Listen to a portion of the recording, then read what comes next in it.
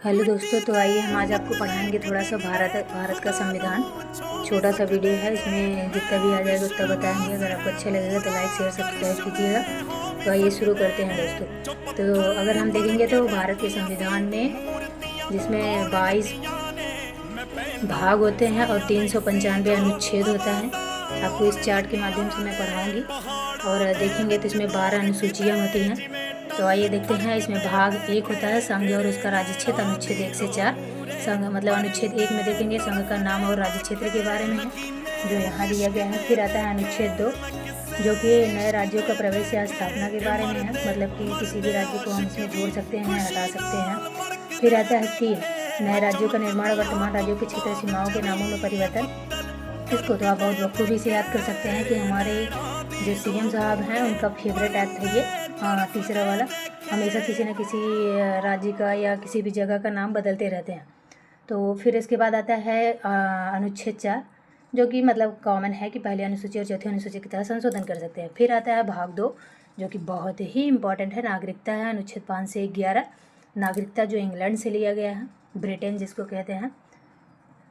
जो मतलब अनुच्छेद 5 है, संविधान के प्रारंभ पर नागरिकता, मतलब कि जब संविधान हमारा बना था उस समय जो यहाँ थे सबको नागरिकता आराम से मिल जाएगा, मतलब कोई भी जैसे रजिस्ट्रेशन वगैरह कुछ नहीं करवाना है।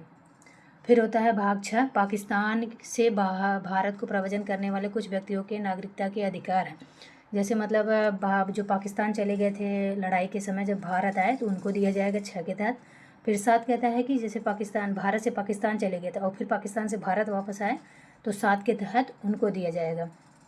फिर आता है अनुच्छेद 8, भारत के बाहर रहने वाले भारतीय उद्भव के कुछ अनुच्छेद व्यक्तियों के नागरिकता का अधिकार है, मतलब कि इसमें आता है टैक्स पेयर।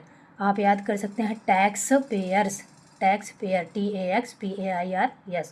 तो टैक्स पेयर में 8 शब्द होते हैं यस लगा के, तो टैक्स पेयर अनुच्छेद 8 में है। फिर आता है 9, विदेशी राज्य की नागरिकता स्वेच्छा से अर्जित करने पर व्यक्तियों को नागरिकता न होना, मतलब अगर आप अमेरिका में जाके वहाँ रहते हैं और वहाँ का ले लेते हैं नागरिकता, तो आपका भारत का नागरिकता बहुत ही ईजिली ख़त्म हो जाएगा। ऐसे ही आता है 10 में, मतलब कि आपका अधिकार बना रहेगा। 10 कहता है कि आपका कहीं नहीं जाएगा अगर आप भारत के हैं। फिर 11 आता है संसद द्वारा, मतलब ये तोड़ जोड़ सकते हैं, एक को इधर कर सकते हैं, एक को उधर कर सकते हैं, मतलब किसी को ला सकते हैं, किसी को भगा सकते हैं।